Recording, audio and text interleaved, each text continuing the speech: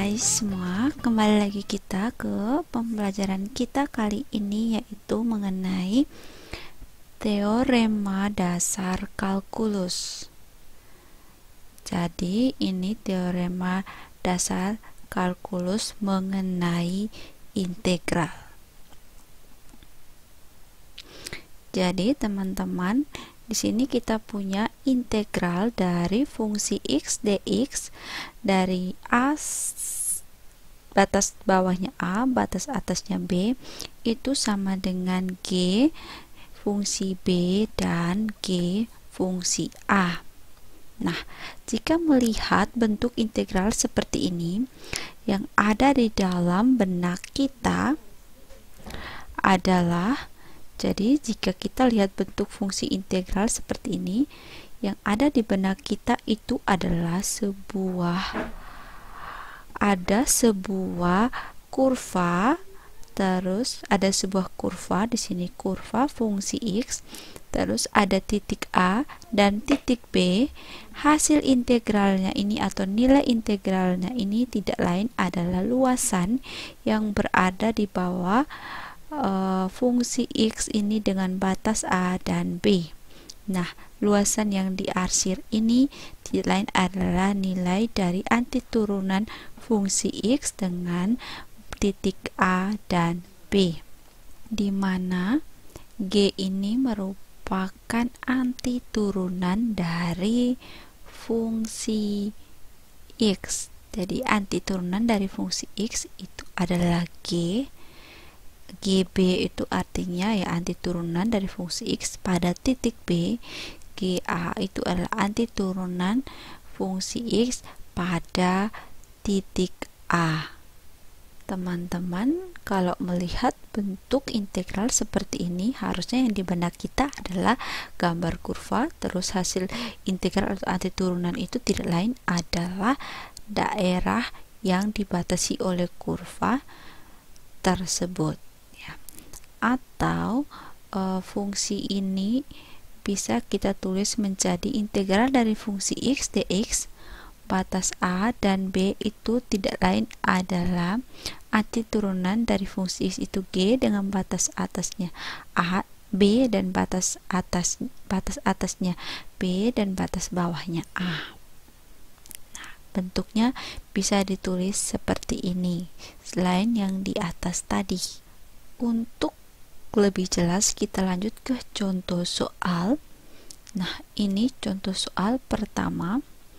Kita diminta untuk menentukan luas daerah yang dibatasi oleh kurva.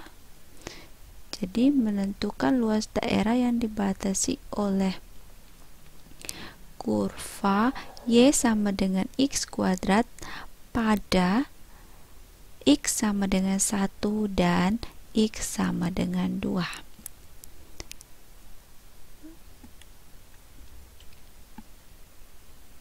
Oke. Nah, untuk menyelesaikan ini, pertama-tama ya kita harus menggambar dulu fungsi dari y sama dengan x kuadrat itu.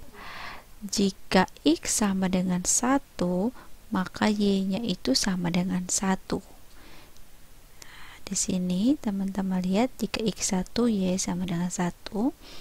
Berikut jika x-nya sama dengan 2, maka y-nya itu sama dengan 4 karena y sama dengan x kuadrat. Nah, berarti bentuk kurvanya seperti ini. Nah, luas daerah yang dibatasi oleh kurva y sama dengan x kuadrat pada titik x sama dengan 1 dan x sama dengan 2, teman-teman bisa lihat pada daerah yang diarsir ini. Nah, ini berbentuk kurva ya, jadi tidak berbentuk garis lurus, sehingga luasnya itu sama dengan integral dari fungsi y sama dengan x kuadrat dari titik 1, x sama dengan 1 dan x sama dengan 2, dx itu sama dengan 1/3 x pangkat 3 dengan batas bawahnya 1 dan batas atasnya 2. Nah, sekarang kita substitusikan 2-nya ke X dan 1 juga ke X. Jadi kita punya 1/3 dari 2 pangkat 3 dikurangi 1/3 dari 1 pangkat 3. Jadi kita punya di sini adalah 8/3 dikurangi dengan 1/3. Jadi kita punya 7/3. Untuk contoh soal nomor 2, dari keadaan diam, sebuah roket mengalami percepatan dalam 7 detik dengan persamaan A sama dengan 1,2 T kuadrat. Percepatan ini merupakan percepatan tidak konstan. Berapa kecepatan gerak roket tersebut saat 7 detik? Nah, ini kita menggunakan konsep fisika, yaitu gerak lurus berubah beraturan. Nah, kalau gerak lurus berubah beraturan dalam fisika itu kita punya 4 persamaan umum, yaitu X sama dengan X0 ditambah V0T tambah setengah AT kuadrat, terus ada V sama dengan V0 ditambah A dikali T, terus kita punya V rata-rata itu sama dengan V0 tambah V per 2, dan kita punya V kuadrat itu sama dengan V0 kuadrat ditambah 2A dikali delta X. Nah, dalam GRBB kita punya 4 persamaan ini. Tetapi teman-teman harus perhatikan, keempat persamaan ini hanya bisa kita terapkan atau kita gunakan saat percepatannya itu konstan. Ingat, saat percepatan konstan baru kita bisa menggunakan persamaan ini. Nah, bagaimana kalau percepatan itu tidak konstan seperti pada kasus pada soal kita ini? Makanya kalau percepatan tidak konstan ini kita membutuhkan teorema dari kalkulus ini.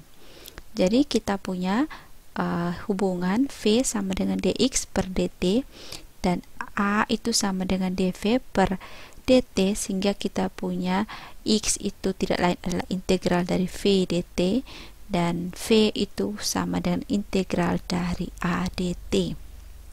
Nah, berarti di sini kita gambar grafik fungsi dari A terhadap T seperti ini.